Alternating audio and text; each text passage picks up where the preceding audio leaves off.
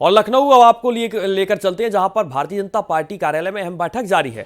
राष्ट्रीय महामंत्री संगठन बीएल संतोष बैठक कर रहे हैं। यूपी के दलित मंत्रियों के साथ एक बड़ी बैठक जारी है।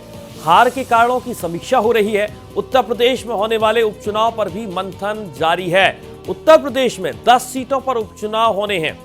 उत्तर प्रदेश में उपचुनाव पर भी मंथन जारी है और इसके साथ भारतीय जनता पार्टी की लोकसभा में करारी हार पर भी समीक्षा हो रही है। बीजेपी कार्यालय में अहम बैठक जारी है और सीधे चलेंगे अपने संवाददाता रजनीश पांडे के पास। रजनीश, दलित मंत्रियों के साथ ही बैठक जारी है, इसके मतलब और मायने क्या निकाले जाए?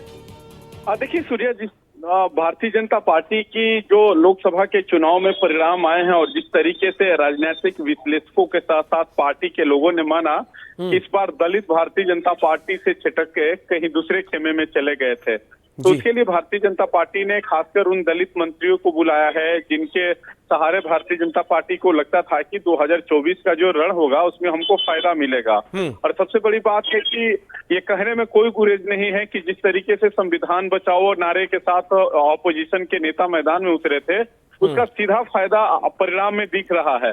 तो आज मंत्रियों को बुलाया गया है और सबसे बड़ी बात है कि उत्तर प्रदेश में 10 सीटों पे उपचुनाव होने हैं और कहीं ना कहीं जो 10 सीटों का परिणाम तय कर देगा कि 2027 में होना क्या है, तो उसी को लेके मंथन हो रहा है। और बीएल संतोष का आना एक बड़ा मैसेज है कि अब तक कोई बड़ा नेता इस प्रकार का यहाँ पे समीक्षा नहीं किया था। केवल बैठक उन लोगों का जो मीटिंग पे ही होता था, लेकिन कहीं ना कहीं माना जा रहा है कि एक बड़ा मैसेज है और कुछ लोगों को पेच भी कसा जाएगा कि भाई जिस जिम्मेदारी के कारण आपको सरकार में लाया गया था, बनाया गया था, उसका फायदा नहीं मिला, आगे क्या होगा।